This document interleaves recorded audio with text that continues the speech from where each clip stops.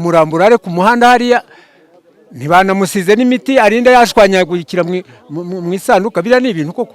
Umubyeyi ni umubyeyi, niba ukuvuga ngo ni umubyeyi wabo bonyine, natwe yatubera umubyeyi.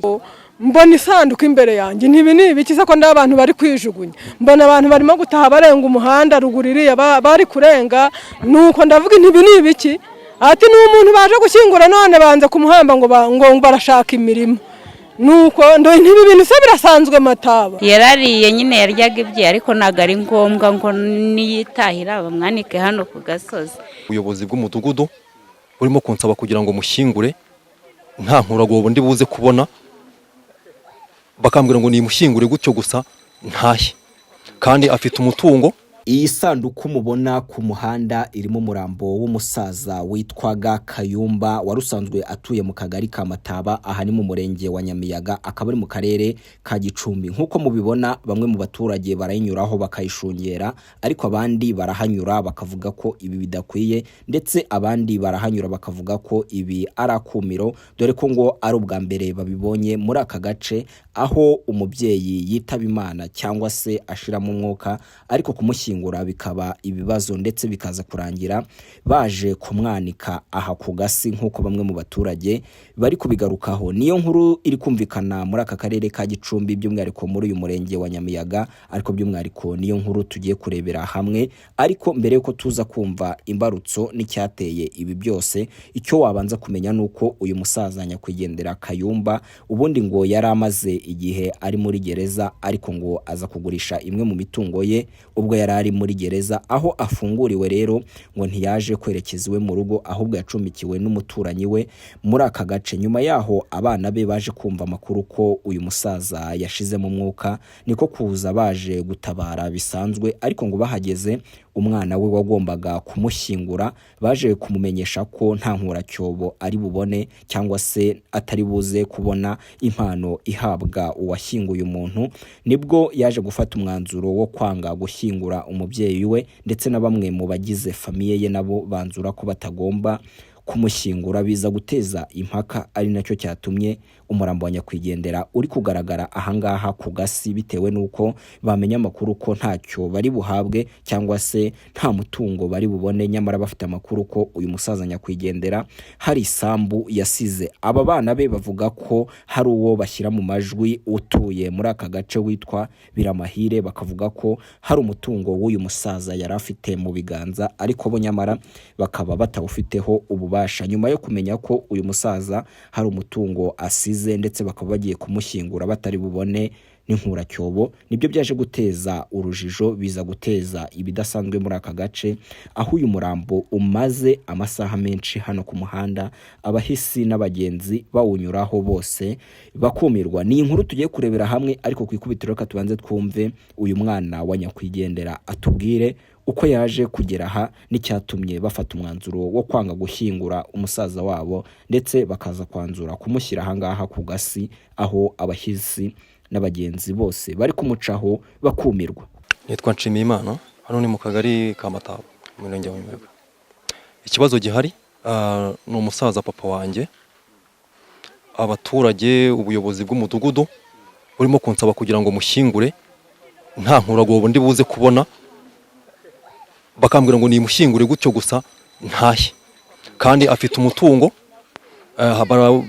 Benshi cyane barabizi, haba masenge haba n'abandi baturage bagiye bahari, hanyuma nababaza ikintu ndi buze kuza guhabwa nkakibura, bakambwira ngo ninkingure gutyo gusa. Kuyisa nicyo kibazo mfite, nabyanze, ari nayo mpamvu mubona umurambukira hano ku muhanda.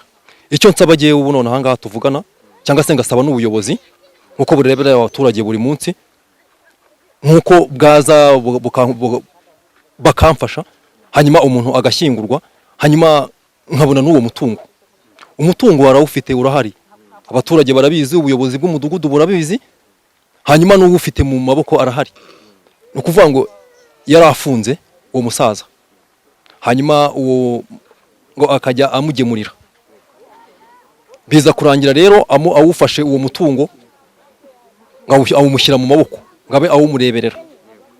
Ariko hagati aho nigeze kujya kumureba ahantu yakoreraga imirimo nsimbura gifungo tije, hari urwandiko yampaye ngomba kuzanira mudugudu ruhagarika uwo musaza wakoreraga muri ubwo butaka kugira ngo mbone ukuntu naye njya kuwukoreramo ne kuguma kuba mu ntara hirya no hino avuga ati igihe nzatahira nzagenda musange muri ubwo butaka yarabashije kugira ngo yubakemo uko bigomba kugenda kose agomba ashyingurwe kuko ntekereza ko n'ubuyobozi bukuru bugomba kuza kuhagera kino kibazo bukakimenya ntago uyu muntu yarara hano ku muhanda. Ndi kubona uyu musaza nubwo bamukubiranye mu kurwara kwe batarigize batumenyesha ku musaza arwaye iyo baza kubitumenyesha uwo musaza tuba twaramenye n'ibye niyo sambu impamvu twe ikintu dushaka ko atugaragariza naduhereza impapuro ati naguriye aha na resi zibaho z'uko yagiye yishyurira na gacaca nazo tuzibone bere kudukubirana natwe kandi niyo bashaka kubyoroshya baba bavuze bati ubwo twabahamagaye reka tugire icyo tubagenera nk'abantu bavuye mu ishyamba. Icyo kintu ntabwo bagikurikije ahubwo twebwe bashatse kutugira injiji ngo twe nitupfe kugenda niturangira tugende gucyo nyine gusa. Twebwe turashaka yuko bagira icyo bagenera uwo mwana we ko bashyingura umuntu nibarangiza gushyingura umuntu bamugeneye uwo mwana hanyuma nawe akurikizeho kuburana n'iriya sambu tubone ibyangombwa by'ukuntu yagiye tubimenye uburyo yagiyemo. Hanyuma twahaye umwanya uwo mugabo witwa Biramahire dusa mudugudu ko byibura yatugaragariza icyo yaba yaraguriyeho tukabisomera mu ruhame bikagaragara hano noneho twe tugafata umwanzuro tukavuga tuti dushyire hano agaseke buri muntu ashyiremo make make ushyingura agende ashyingure tugire icyo tumugenera twitahire. None byananiranye banamutwimye bubanagiye urabibona ni ikibazo rero. Urumva nawe ubwo wakubwira ngo uri umuturage ufata inzira ujye gushyingura ufata umusaraba ushinge kumva y'umuntu nta kintu urabona ntago byashoboka. Ni ibintu byateje urujijo ariko abaturage bamwe ntibabivugaho rumwe abandi bakavuga ko ibi bitagakwiye ndetse bakavuga ko ibibazo ibyo ari byo byose baba bafitanye by'imitungo bitagakwiye gutuma bafata umwanzuro wo kuza kwanika uyu musaza aha ku muhanda ahubwo bagakwiye kumushyingura ubundi ibindi bibazo n'izindi manza zikaza nyuma. Ni ibitekerezo bitandukanye abaturage babonye ibi badutangarije. Abantu babinginze kuva saa 7 kugeza izi saha ubu bigeze saa 10 wenda n'imwe n'indi minota irenga tubinginga ngo nibashingura umuntu wenda bazaje kuburana n'uwo muntu waguze ibintu byabo bakatwangira twavuga ngo nimuvuge ngo nimuruha murata ngo ntabababuje guta none icyo ubwo baragereka abantu bari hano bose ngo babimye umuntu ku buryo na polisi yaza akavuga ngo babimye umuntu bakadufungira ubuntu kandi aribo bamutwimye ahubwo abo bana ngo barashaka umutungo kandi tuba twahambye umuntu ubutaka nta ubujyana kireka kumubika bakajya kuburana n'uwo muntu wabatangiye amafaranga ya gacaca nta muntu utatanze amafaranga ya gacaca ahagaze kuri iyi si witwaga wenda uwakandagiye ahantu hose hakorewe ibyo bintu bakasigara baburana tugahamba umubyeyi wacu wenda bakajya kuburana igihe twahereye bakamuhamba bo bakajya kuburana ubutaka burahari ntaho bwagiye umuntu yapfashijemo umwuka kandi igihe yafungiwe ku ikubitiro rya mbere tuvuye Rutare bahise bamujyana uwo munsi mu kwezi kwa gatandatu mu matariki ya mbere. Abo bana niba baragiye baza banaza bo nimba reba n'abagabo wenda baba baraje bakanasizamo icyo kibanza nasakiriho akareba ko ababuza nibareka umuntu tumushyingure ubundi bagende bakurikirana uwo musaza Biramahire ariko umuntu twamukize iwabo. Turifuza ko umuntu ashyingurwa uwaguze arahari bazamukurikirane nyuma ubundi ibintu birangire ku muntu abantu bave hano dufite ibyo gukorera. Ariko aho ngiye mbisangiye ibi ngibi nibwo bwa mbere bibonetse mu mateka aho umuntu apfa akirwa ku muhanda akaba agiye kuharara ngo barashaka imitungo rwo ibyo ni ibyisi rwose. Oya nibashyingura umuntu nkuko bari babivuga hanyuma noneho ibyo by'uwo musaza waguze umurima w'uwo musaza noneho bazabikurikirane nyuma ariko noneho umusaza yashyinguwe biriya kugira ngo umurambura are ku muhanda hariya ntibanamusize n'imiti arinda yashwanyagurikira mu isanduka biriya ni ibintu koko. Umubyeyi ni umubyeyi niba ukuvuga ngo ni umubyeyi wabo bonyine natwe yatubera umubyeyi buriya bakaretse umubyeyi tukamushyingura noneho kuburana ntibijya birangira umubyeyi bakamushyingura noneho ntibahakaniye gitifu ngo ntago bashaka kumushyingura ngo baramujyana muri morgue bazamushyingura igihe baboneye. Ni umuturage nkatwe twese none se ko yishyuye amafaranga ye kandi muri gacaca baraburanaga umuntu akitabaza icyo afite umuntu akakenurwa n'icyo afite. None se abantu bose nibira amahire waguze wenyine wagurisha cyangwa uza kugira ngo nuriya musaza wagurishije wenyine? Abaturage bose baragurishije bakajya bishyura gacaca. Buriya muri make rero kubangamira umusaza yashaje ntago ari agaciro barimo kumuhesha. Kwifuza bakamushyinguye kuburana ntibijya bisaza. None se buriya hariya nta gaciro. Twebwe twahaje kare n'ubundi duherekeje umubyeyi wacu tuzi ko tuje kumushyingura. Twahageze mu masaa 6 n'igice twari tuhageze. None ubigeze hafi saa 12 hari ndabona zibura. Ubwo umuntu akiri hariya ku muhanda.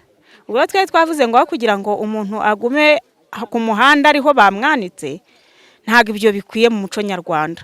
Ahubwo reka bashyingura umuntu nibamara kumushyingura bo bazakurikirane ya mitungo kuko imitungo ntaho yenda kujya n'imanza ntago zijya zisaza bazabona ibyabo nyuma ariko umuntu twamushyinguye.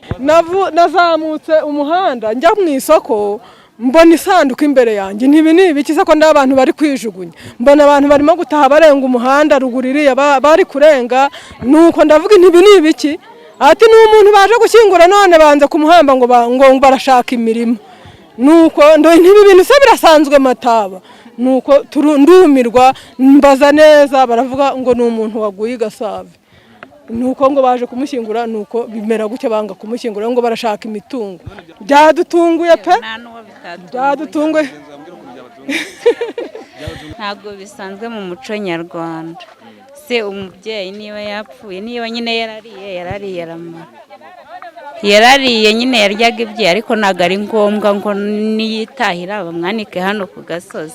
Ibi ntago byari bisanzwe mu muco nyarwanda. Uyu bashyiraga mu majwi ko ari we usigaranye imitungo ya nyakwigendera ntitwabashije kumuvugisha ubwo twatunganyaga iyi nkuru, ariko nanone abaturage muri rusange bakanenga ibyabereye muri aka gace. Byaje kurangira inzego z'ubuyobozi bw'uyu murenge zimenye ibyabereye muri uyu mudugudu ndetse habaho kugira inama impande zombi birangira uyu musaza bamushyinguye, ariko nanone bigaragara ko byasize isura mbi muri aka gace. Nitwa Umuyange Jean Baptiste, turi mu karere ka Gicumbi.